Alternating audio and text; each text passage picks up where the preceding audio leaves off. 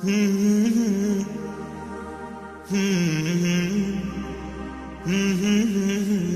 أحلك يا رمضان، أنا دايما بستنى، على قلبي ما أغلى. يا رب بلغنا طول ريحته طلت رمضان. بسم الله الرحمن الرحيم. الحمد لله رب العالمين، والصلاة والسلام على رسول الله وعلى آله وصحبه وسلم. السلام عليكم. الله سبحانه وتعالى يا مركب المحضلة عافيمات كنسي نقول نتقي نعمة الإسلام الحمد لله بين الله.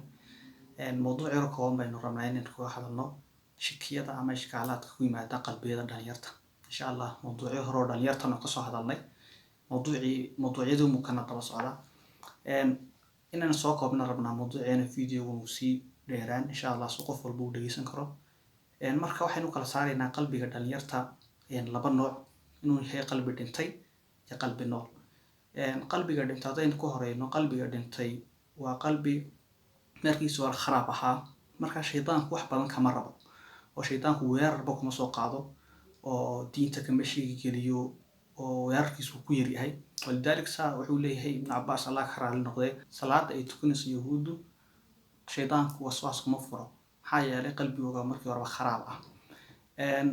hadaynu kaga nimaadno intaas qalbigii dhintay, qalbiga nooli hadduu qof iimaan in yar ku jiro oo qalbigiisa in yar uu iimaan iyo la kacabsi ku jiro, shaydaanku weerar badan ku soo qaada, diintiisa uu sheegi geliyaa, waxyaabo badan buu weydiiyaa, su'aalo badan buu weydiiyaa, hadii ayaa ku abuuray, cirka ayaa abuuray, dhulka ayaa abuur weydiiyaa ilaa uu soo gaadho ilaahina ayaa abuuray. marka uu xadkaas soo gaadho qofku laboon buu kala baxaa dhalinyartii, mid raaca oo shaydaanku iimaankiisu daciif yahay oo daaqadiisa yaaliba, iyo mid iska caabiya oo shaydaanka iska celiyo iimaankiisu xoog badan yahay ayuu kala baxaa. halkii iimaankiisu daciifka ah uu raacaya, kii kale iimaankiisu xoog badnaana shaydaanku iska burinaya oo iska celinaya.